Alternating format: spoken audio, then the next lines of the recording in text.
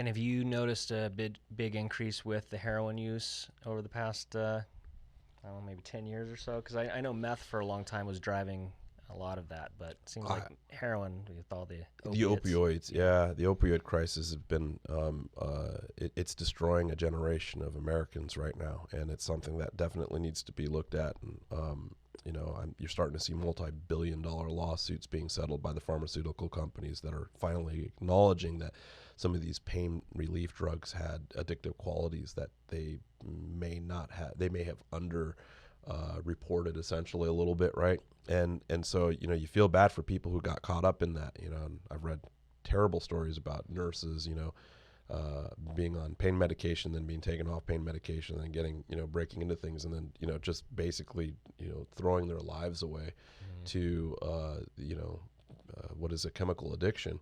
And I feel bad, right? Obviously, we all feel bad, but recovery starts with oneself. You have to go ahead and want that recovery. There's some discussion at the state level where they're looking at the mental illness laws, 5150 laws, right?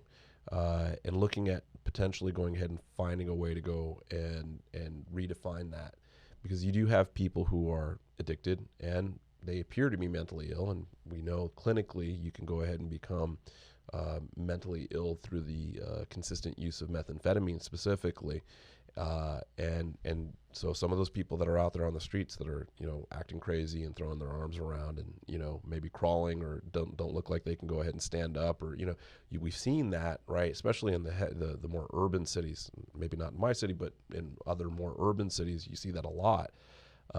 Those people need to be addressed, and right now the way the laws are set up, the police can't take them away. They can't take away their civil liberties, which are protected, and that's important. But we have to recognize that they're just not in the right mindset, and Yeah. and it's dangerous not just to themselves; it's dangerous to society as a whole.